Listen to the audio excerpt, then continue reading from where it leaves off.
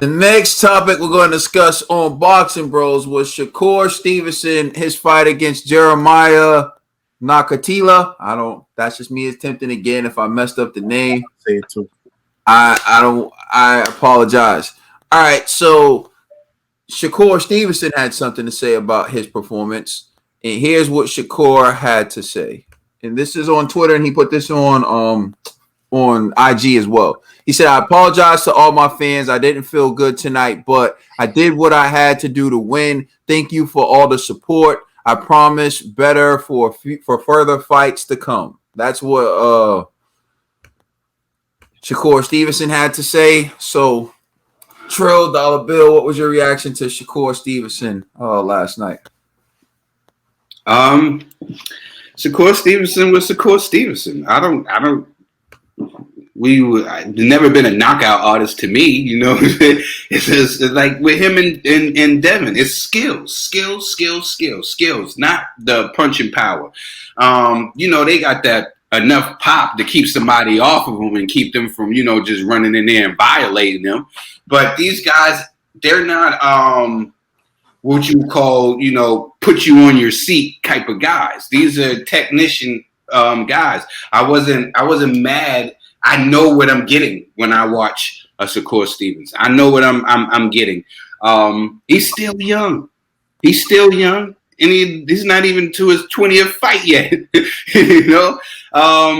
But I know the promise is there, and he has been world champion, and now he's like an interim champion again. I think that this is how he fights. This is how he fights. And if he goes in there trying to fight a different style or try to please somebody, he might get caught and put on his behind.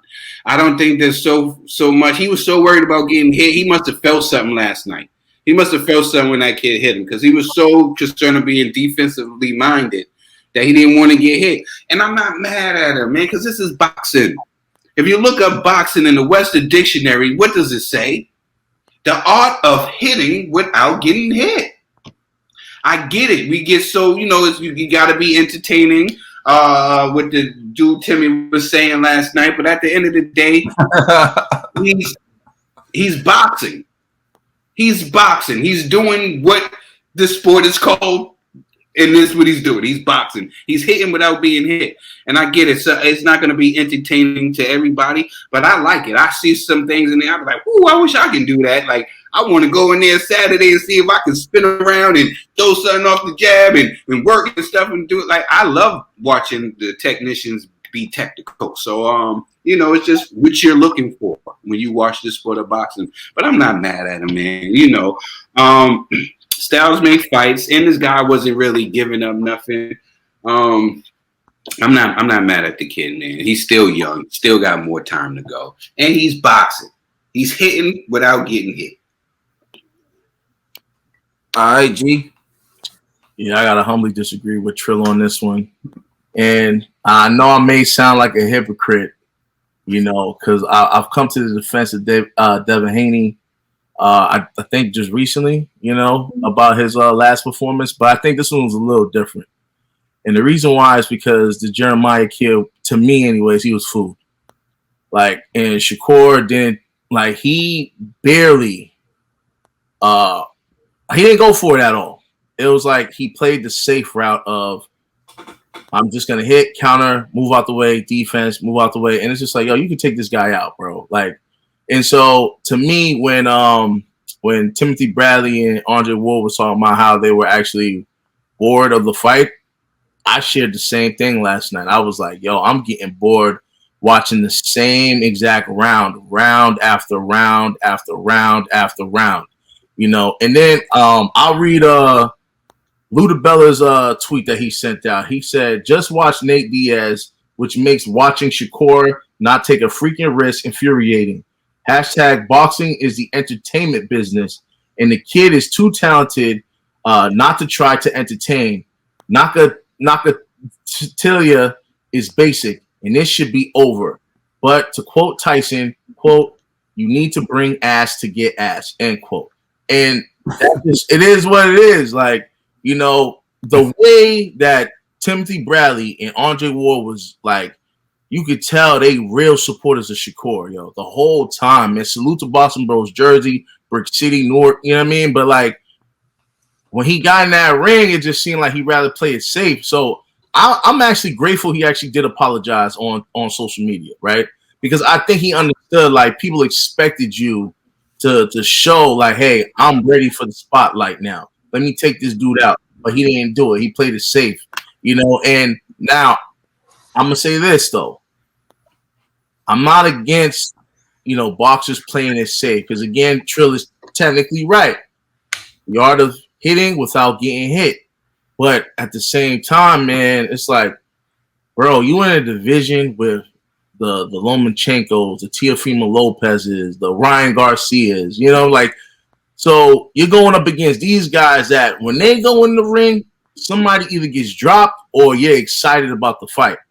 When he gets in the ring, it's like, yo, you're mesmerized by his defensive skills, but you know it's gonna go all 12, you know. And so to me, man, it's like, come on, bro, like give us some more, like, so people could be excited to see your fights. Because if people aren't excited to see your fights, you're never gonna really grow in this sport. So I really wasn't impressed. I was impressed by his skill set, but that's what he's always shown. He didn't show us anything new, you know, last night. And I just wish, man, go for the kill sometimes, man. It's okay. Like Devin went for the kill until he got hurt, and then he had to go to survival mode. I didn't hate him for that because he took a chance. He gambled. Shakur didn't gamble at all last night, and I just want to see a little bit more. All right, Ned. That fight, it really wasn't it. Yeah, he knocked him down, but you know you gotta go for the kill after that. You gotta take the guy out. You gotta know when you gotta take the guy out. And after that, he just chose to decide to box. And you know, I'm not mad at a boxer for boxing, but you know, sometimes you gotta have that killer instinct, Shakur. And it wasn't there. It wasn't shown last night. But you know, you got the win. It's you know people weren't feeling the fight. And you just gotta do better next time. You know, next time you got a person, you got him by the jaws. Make sure you finish it. You make sure you kill your food. But I get what you guys are saying. I just want to just make a comment real quick. Yes, I get it. You got to be entertainment.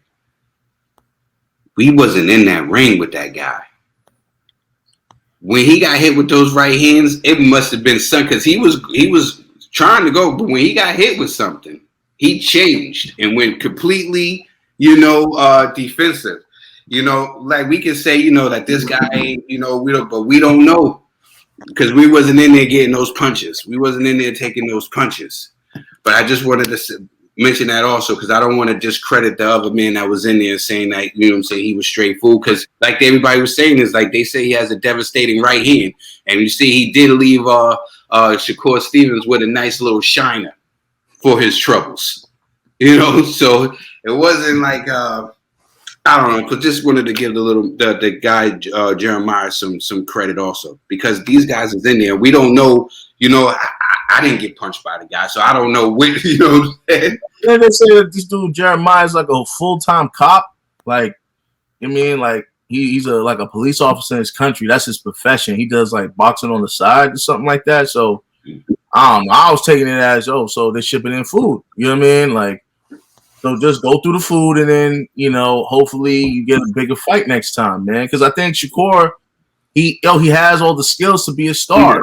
Mm-hmm. I think now it's time to showcase your skill set. And that means when they bring you lower opposition, you take them out. You know what I mean? And you get the bigger fights and the bigger paydays. And that's just how boxing is.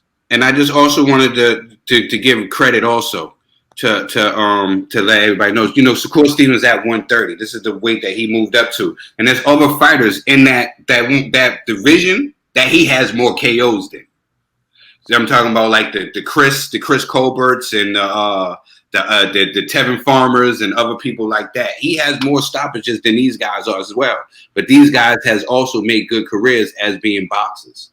So I just wanted to know that it's not all too bad when you just being a boxer.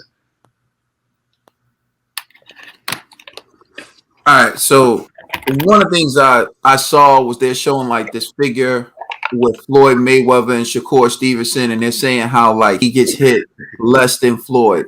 And it's a misleading thing because Floyd was actually in there with better opposition. Yeah. So when you look at Floyd holding opposition to that number, which is already impressive in itself, you have to look at the level of opposition that he's doing that to. Mm-hmm. And then you look at Shakur Stevenson last night against Jeremiah, and it's like you may be holding him to a low punch output, but he is not a high quality opponent.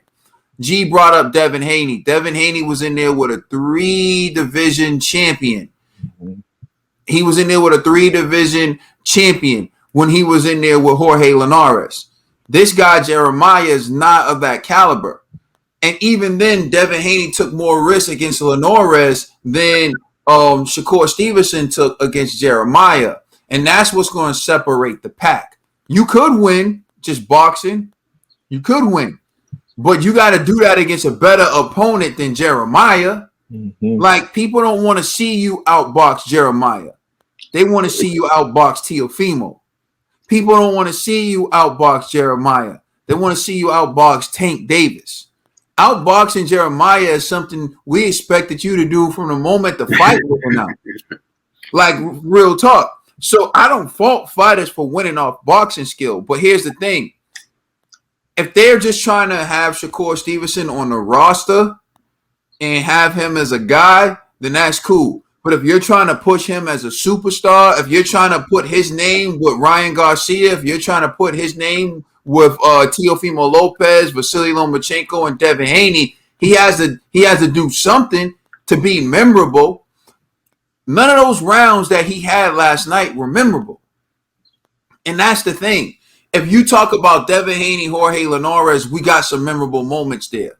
Like, I think of when Jorge Linares clipped Devin, and Devin stumbled a little bit, and Jorge was like this, like, go to your corner, like, you know? And then Devin comes out. You have moments like Ryan Garcia versus Luke Campbell. I think of Ryan getting dropped, getting back up, going to the center, and doing what he had to do until he stopped Campbell. I think of these moments that make me say these guys are superstars. When I look at what Shakur Stevenson did last night, I just think you dominated someone you were supposed to dominate. It'll be the equivalent of Shaquille O'Neal playing someone who's 5'11" in a one-on-one, and all he keeps doing is posting them up. Mm-hmm. We know the guy has no shot. So, like, at what point are you going to do something different? And I'm not saying take unnecessary risks. I'm not saying, because he dropped the guy with some check punches. He dropped the guy where he was just checking and he caught him. So to me, it's more about just being a little bit more aggressive. It's not to say be reckless. It's not to say get careless. I don't subscribe to careless in any means. But I do feel like there's that fine line between being a technical boxer and still having offense. And I think that's another thing that separates Floyd Mayweather from Shakur Stevenson. Everybody likes to point out this defense, but Floyd would always say this: you make a mistake, you have to pay. You make a mistake, you have to pay. Shakur will have them make mistakes, but they don't pay much. Mm-hmm.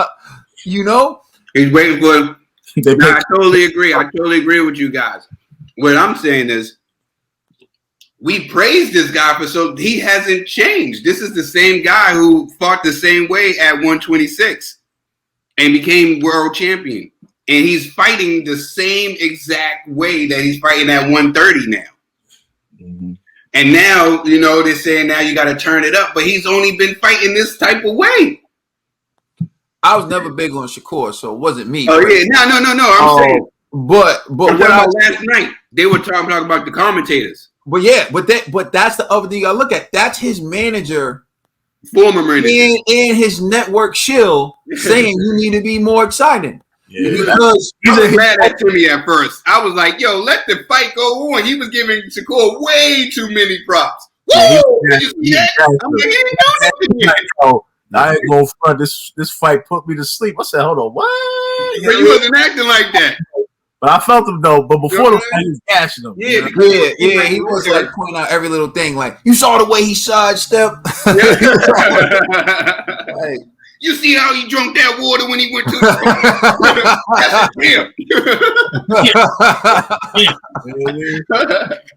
That's a But I get what you're saying to a certain extent. I think you're allowed to play it safe when you're in there with a dangerous guy. Like for me, if Devin would have played it safe against Jorge Linares, I would have been completely fine with that because Jorge Linares to me has one of the probably top 5 offensive arsenals in the lightweight division. So if he would have played it safe with him, I would have been like, fine. But even Devin he dared to be great. He tried to put on an exciting performance and he got clipped for it. And that's the thing. If Shakur's saying, I don't want to get clipped, if he doesn't have the confidence in his chin, fine. My thing is, he could have done more to get Jeremiah out of there. When you drop a guy with a check hook, I mean, come on, it's just a matter of being more active. And he just wasn't as active as I felt like he should have been. I totally agree with you on that, my brother. My thing is this who he is? If it's who he is, I mean, for me, I'm not critiquing like is it who he is. Well, I have to say this. He's the one who apologized on social media. That's what I was saying. Like, is it he understands the pressure that he's under, just like Devin Haney understands the pressure that he's under. Mm-hmm. It's like, yo, y'all are too talented to just. Devin been hearing this, and do you go ahead and put yourself in a situation where you lose, or do you apologize for who you are as a fighter? You know what I'm saying? Like, I get what y'all saying, and I totally agree with y'all. He has to be more entertaining if he wants to take it to the next level. And that Floyd comparison was way off. You know what I'm saying? I thought that was disrespectful also. You Even Andre Ward had to tell him, like, come on. Yeah. And I'm agreeing with you fellas. I'm just playing devil's advocate here. I say, is this who he is? And are we going to punish him? Is he going to be punished for being the fighter who he is? Like, no, he's not going to be punished. He's just going to stay in the same place that he's in. If he wants to be a star, he has to take some risks, bro. But what if here's what it is for me. Here's what it is for me. It's not about punishing him, right? He is what he is. You're right. And he could be that. But what's going to happen is don't mention your name with Devin Haney. Don't mention your name with Ryan Garcia. Don't mention your name. They want you to be that. Now, if you are this, then that's fine. But here's what I'll get at, right? You look at what Oscar Valdez just did to Burchell. Yeah. Right? And Oscar Valdez beat Shakur Stevenson in the Olympics, had him crying. Like you could have the Shakur crying meme, the way Oscar Valdez had him looking. Now, Oscar Valdez is one of the young stars in boxing. Now, if I'm Shakur Stevenson, I'm looking at Oscar Valdez like this is the guy who took the gold medal from you. This is a guy who just had a spectacular victory over Burchell. And is the man now. Huh? And is the man at 130. Exactly. Now. And this is what you gave us against Jeremiah. Right? And now, if you got to fight Valdez, what you did in that ring against Jeremiah is not going to beat Valdez. You're going to have to take more risk against Valdez. And this is what I'm getting at. Outpointing these guys, holding these guys to that low punch output is okay for these caliber fighters. But when you get in that ring with Oscar Valdez, you're going to be crying again after you lose again.